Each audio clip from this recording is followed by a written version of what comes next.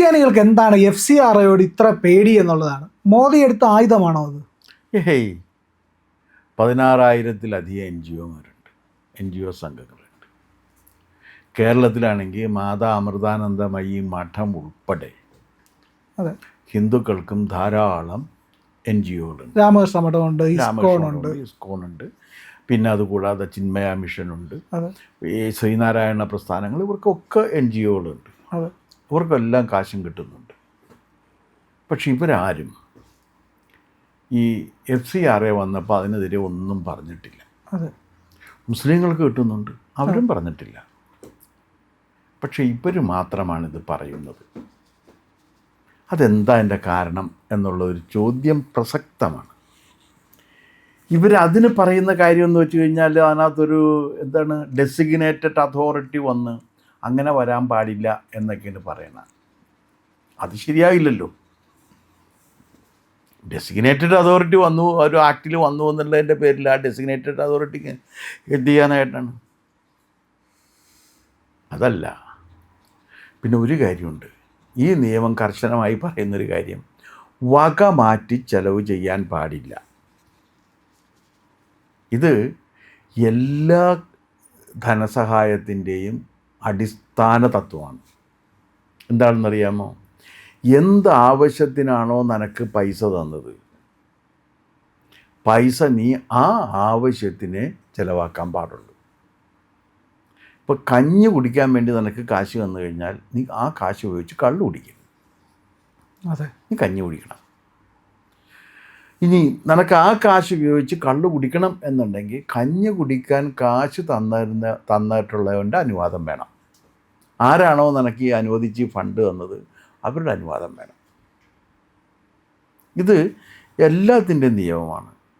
ഇപ്പോൾ ബജറ്റ് വരുന്ന സമയത്ത് ബജറ്റിൽ തുക അനുവദിക്കും. ആ തുക ചിലപ്പോൾ ചില ഹെഡിൽ തുക അധികം ഉണ്ടാകും, ചിലതിൽ കുറവായിരിക്കും. അപ്പോൾ നമുക്ക് മൊത്തം അനുവദിച്ചിട്ടുള്ള തുകയാണത് ഒരു ഇതിന്. അപ്പോൾ പബ്ലിക് സർവീസ് കമ്മീഷന് മൊത്തം അനുവദിച്ചിട്ടുള്ളൊരു തുക, അല്ലെങ്കിൽ യൂണിവേഴ്സിറ്റിക്ക് മൊത്തം അനുവദിച്ചിട്ടുള്ളൊരു തുക, ആ തുക നമുക്ക് ചിലവാക്കാം. പക്ഷേ നമ്മൾ ചിലവാക്കണമെങ്കിൽ ഓരോ അക്കൗണ്ട് ഹെഡിൽ എത്രയുണ്ടോ അത്രയും വെച്ച് ചിലവാക്കാൻ പറ്റുള്ളൂ. അപ്പോൾ ഒരു സ്ഥലത്ത് അധികം ഉണ്ടെങ്കിൽ ആ അക്കൗണ്ട് ഹെഡിൽ നിന്ന് എടുത്ത് ഇപ്പുറത്തേക്ക് മാറ്റണം എന്നുണ്ടെങ്കിൽ അതിന് സർക്കാരിൻ്റെ മുൻകൂട്ടി അനുവാദം വാങ്ങണം. ഇത് നിയമമാണ്, ലോകത്തെ എല്ലായിടത്തും നടക്കുന്ന നിയമമാണ്. ഇപ്പോൾ IMFൻ്റെ ഫണ്ട് നമ്മൾ വാങ്ങിക്കുന്നു, വേൾഡ് ബാങ്കിൻ്റെ ഫണ്ട് വാങ്ങിക്കുന്നു, അവരെല്ലാം ഇത് പറയും. അതിൽ നിന്ന് മാറ്റി ചിലവാക്കണമെന്നുണ്ടെങ്കിൽ അവരുടെ കൺസെൻറ്റ് കൂടി വേണം. ഇത് ലോകത്തിലുള്ള എല്ലാ ധനകാര്യ ഇടപാടുകളുടെയും അടിസ്ഥാന നിയമമാണ്.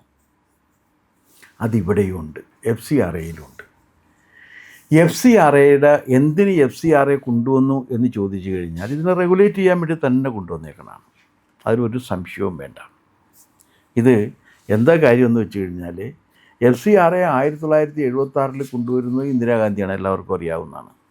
ഇത് എന്താണെന്ന് വെച്ചാൽ ഇത് സുതാര്യത വേണം. ഈ പണം വരുന്നതിനും അത് ചിലവാക്കുന്നതിനും എന്തിനു വേണ്ടി ചിലവാക്കി എന്നുള്ള കാര്യം സുതാര്യത വേണം, സർക്കാർ അറിയാൻ വേണം. മുൻപ് എങ്ങനെയാണെന്ന് വെച്ചാൽ ഇവർ ചെയ്യുന്നൊരു അഭ്യാസം ഉണ്ടായിരുന്നു. ഒരു രജിസ്ട്രേഡ് കമ്പനിയുടെ NGOയുടെ പേരിൽ പണം മേടിക്കും, എന്നിട്ട് രജിസ്റ്റർ ചെയ്തിട്ടില്ലാത്ത ചെറിയ ചെറിയ ലോക്കൽ NGOകൾ വഴി ഇത് ചിലവാക്കും.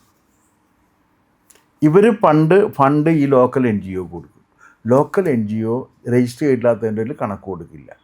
അപ്പോൾ ഇതിൻ്റെ കണക്ക് കിട്ടില്ല.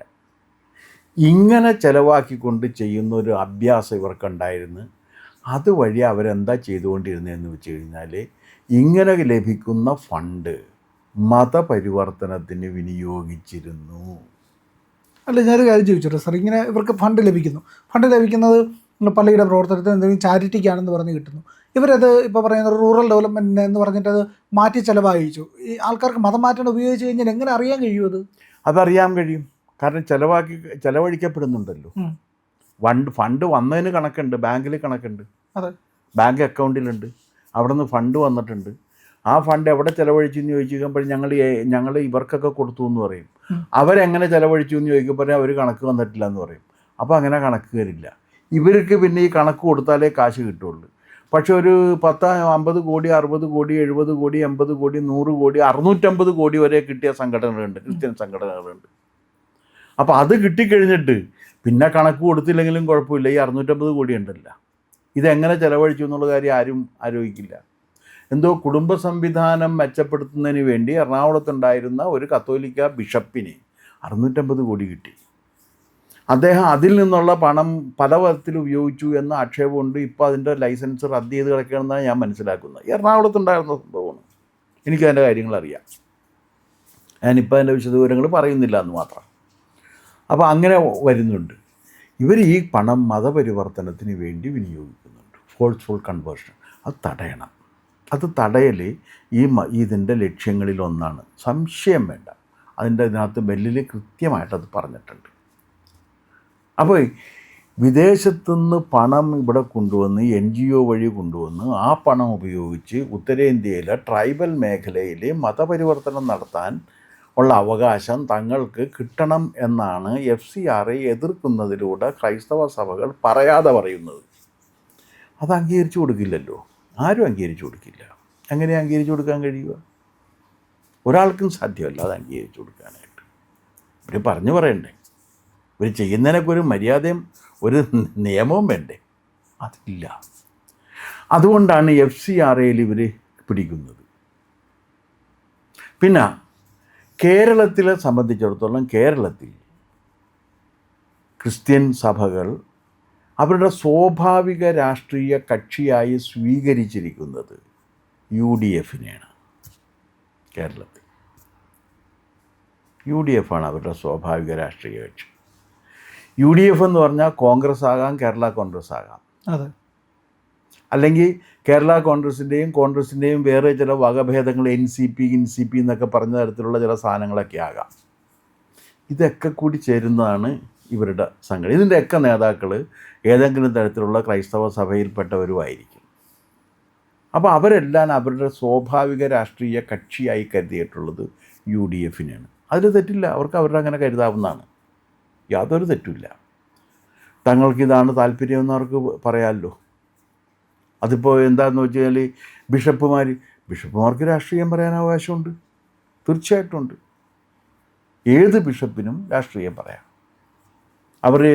അത് കാരണം രാഷ്ട്രീയം എന്ന് പറഞ്ഞാൽ ഇന്ത്യൻ പൗരന്മാർക്ക് ലഭിച്ചിരിക്കുന്ന അവകാശമല്ലേ. ആ ഇന്ത്യൻ പൗരന്മാർക്ക് ലഭിച്ചിരിക്കുന്ന അവകാശം ക്രിസ്ത്യാനി ആയതുകൊണ്ട് അവർക്ക് നഷ്ടപ്പെടും എന്നില്ലല്ലോ, അവർക്കും കിട്ടും, എത്ര വേണമെങ്കിലും കിട്ടും.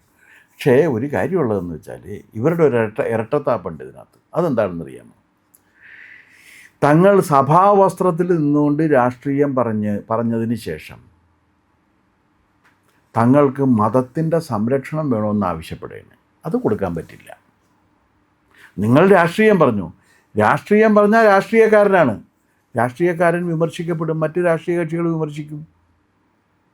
നിങ്ങൾ UDFന് വോട്ട് ചെയ്യാൻ ഒരു പിതാവ് പറഞ്ഞിട്ടുണ്ടെങ്കിൽ, ഇപ്പോൾ നമ്മുടെ PC ജോർജ് പറഞ്ഞ അതാണല്ലോ, അതെ, കാഞ്ഞിരപ്പള്ളി ബിഷപ്പ് അങ്ങനെ പറഞ്ഞിട്ടുണ്ടെങ്കിൽ PC ജോർജിന് അയാളെ വിമർശിക്കാനുള്ള അവകാശമുണ്ട്.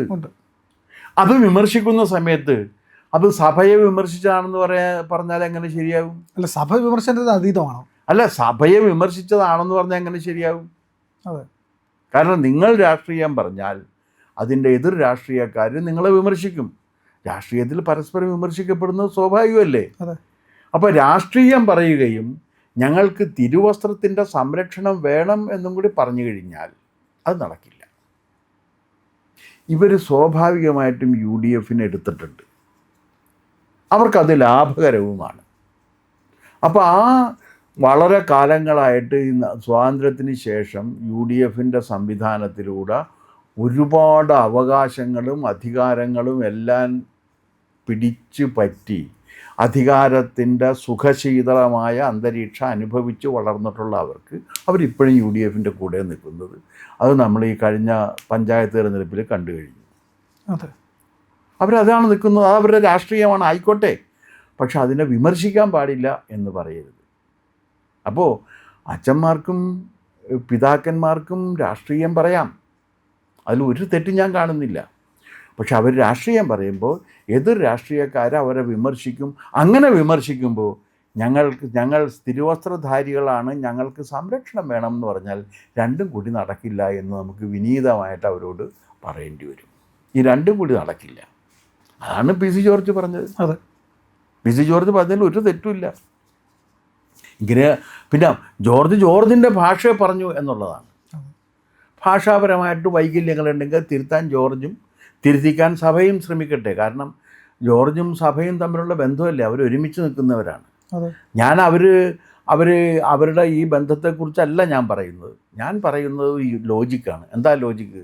നിങ്ങൾ രാഷ്ട്രീയം പറഞ്ഞാൽ നിങ്ങളെ രാഷ്ട്രീയമായിട്ട് നേരിടും, നിങ്ങൾ വിമർശിക്കപ്പെടും.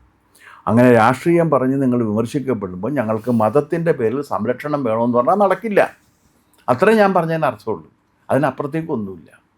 പിന്നെ എന്തുകൊണ്ട് FCRA ഇവർ എതിർക്കുന്നു എന്ന് ചോദിച്ചു കഴിഞ്ഞാൽ, കഞ്ഞി വീഴ്ത്തിന് കാശ് വാങ്ങിയിട്ട് പള്ളി പണിതിട്ടുണ്ടെങ്കിൽ അത് അച്ഛനായാലും മെത്രാനച്ചനായാലും ശിക്ഷിക്കപ്പെടണം എന്നത് രാജ്യത്തെ നിയമമാണ്. നിങ്ങൾ കഞ്ഞി വീഴ്ത്തിന് വേണ്ടി കാശ് വാങ്ങി കഞ്ഞി വീഴ്ത്തിയിട്ടുണ്ടെങ്കിൽ നിങ്ങൾക്കൊരു കുഴപ്പമില്ല. പക്ഷേ കഞ്ഞി വീഴ്ത്തിന് വേണ്ടി പണം വാങ്ങിയിട്ട് പള്ളി പണിതിട്ട് ഞങ്ങളുടെ പള്ളി പിടിച്ചെടുക്കുന്നേ എന്ന് പറയുന്നത് ശരിയല്ല. കാരണം അത് വ്യാജ നിർമ്മിതിയാണ്. നിങ്ങൾ ആ പർപ്പസിന് വേണ്ടിയിട്ടല്ല മേടിച്ചിരിക്കുന്നത്. അപ്പോൾ പറയാം അതിനകത്ത് ഞങ്ങളുടെ കാശും കൂടി ഇല്ലേ? ഉണ്ടെങ്കിൽ അത് തരംതിരിച്ചെടുക്കണം. പക്ഷേ നിങ്ങൾ വ്യാജ നിർമ്മിതി നടത്തിയതിന് ശേഷം അത് ഞങ്ങളുടെ അവകാശമാണെന്ന് പറഞ്ഞാൽ അത് അംഗീകരിച്ചു കൊടുക്കാൻ സാധ്യമല്ല. അപ്പോൾ രണ്ട് കാരണങ്ങളാണ് അവരെ എതിർക്കുന്നത്. ഒന്ന്, അവർക്കിങ്ങനെ ലഭിക്കുന്ന പണം വകമാറ്റി ചെലവഴിക്കാനുള്ള അവകാശം കിട്ടണം. അങ്ങനെ ചെലവഴിച്ച് കഴിഞ്ഞാൽ അവർ ശിക്ഷിക്കപ്പെടരുത്. രണ്ടാമത്തെ കാര്യം, ഞങ്ങൾ കൊടുക്കുന്ന കണക്ക് അംഗീകരിച്ചോളണം. അങ്ങനെ നമുക്ക് സ്വീകരിക്കാൻ പറ്റുമോ? അതും സാധ്യമല്ല. അപ്പോൾ അതുകൊണ്ട് FCRA അവർക്കൊരു പ്രശ്നമാണെങ്കിൽ രാജ്യത്തിൻ്റെ ഐക്യം കത്തോലിക്ക സഭയുടെയും അല്ലെങ്കിൽ മറ്റ് ക്രിസ്ത്യൻ സഭകളുടെയും ഈ സാമ്പത്തിക താല്പര്യങ്ങൾക്ക് മുകളിലാണ് എന്നതുകൊണ്ട് തന്നെ അവർ FCRA അംഗീകരിക്കുന്നതാണ് അവർക്ക് നല്ലത്. പ്രിയപ്പെട്ട പ്രേക്ഷകരെ, നിങ്ങൾ ഇന്ത്യ ലൈവിന് നൽകുന്ന പിന്തുണയ്ക്ക് നന്ദി. നിങ്ങളുടെ പിന്തുണ ഞങ്ങൾക്ക് സബ്സ്ക്രിപ്ഷനായിട്ടാണ് ലഭിക്കേണ്ടത്. അതുകൊണ്ട് ഇത്തരം ശരിയായ വാർത്തകൾ നൽകുന്ന ഇന്ത്യ ലൈവിൻ്റെ ചാനൽ സബ്സ്ക്രൈബ് ചെയ്യുക. അതുപോലെ തന്നെ ഇന്ത്യ ലൈവിൻ്റെ മറ്റൊരു ചാനലായ C4N, C അക്കത്തിൽ 4N, credible for nation, credible for news എന്നൊക്കെ നമുക്ക് ആ പേരിൽ വിളിക്കാൻ കഴിയും. C4N കൂടി സബ്സ്ക്രൈബ് ചെയ്യുക, ഇന്ത്യ ലൈവിനെ പിന്തുണയ്ക്കുക.